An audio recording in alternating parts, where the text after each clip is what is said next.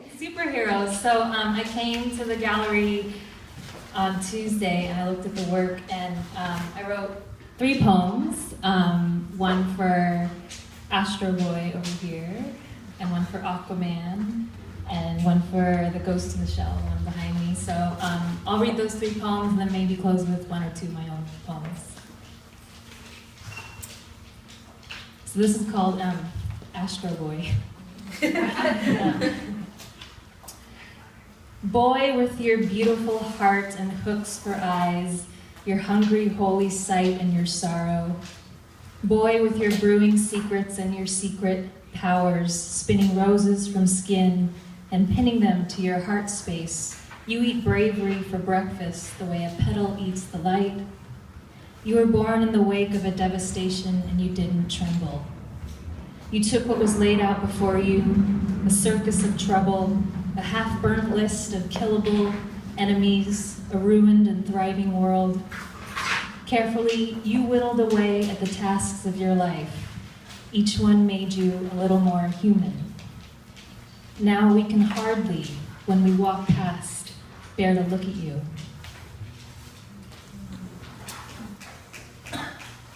Thanks, Paul. This one's called Aquaman. So there's sort of these, this is sort of a persona poem, which is a poem from the point of view of a voice, a different voice, and so it's sort of from the point of view of Aquaman, but also sort of from the point of view of myself. So I think sort of merging the kind of mythic and the story with my own narrative. Come home to yourself, said the blanket of dark water, return. I returned to the womb, where I spun myself like a glowing creature in a depthless sea and was spun by my mother. Water falls from the sky. Mother holds me beneath.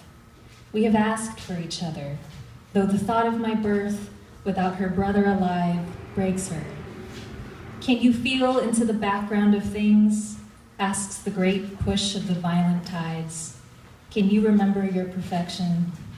Strength floats to the surface, a tiny, breath-filled heart. World holds it up, world that is mostly water. You can breathe beneath these depths if you let yourself.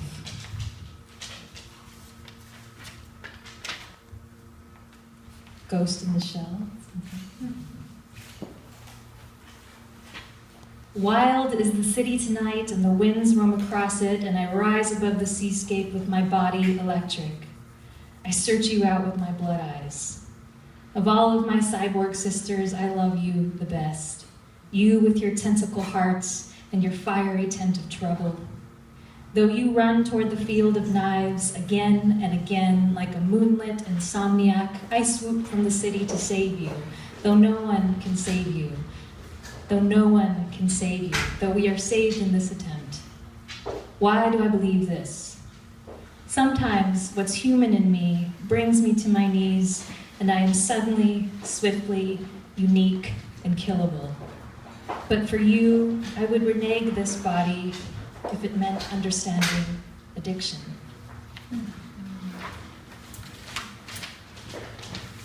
So I wanted to thank Modern Eden Gallery and ArtSpan and Quiet Lightning for this opportunity to read, to be inspired by this work and write some poems. I've also just always been interested in the kind of the role of myth in writing, and maybe some of you know the story of the woman warrior character, and so a lot of my second book I write a lot of poems from her point of view, also as a way to kind of tap into these heroic narratives and sort of use that lens to make sense of my own life. So I thought I'd close with 2 woman warrior poems as a sort of teaser for my second book. Which you can buy, no, you can't buy it. So this is called What'll It Be? Woman warrior walks into a bar, sits down, says you're welcome, says hard rock, says so what, I know De La Soul is dead. Woman warrior orders whiskey sans ice, says wanna watch me drink it, says down it I will in 1 to 6 seconds with no one watching. From the forest crossing the rocks, above woman warrior's hometown, 1,600 men, strapped with guns, took the territory in 1 to 6 and rested on the 7th. She knew God liked rituals done in his stead, and so it was good.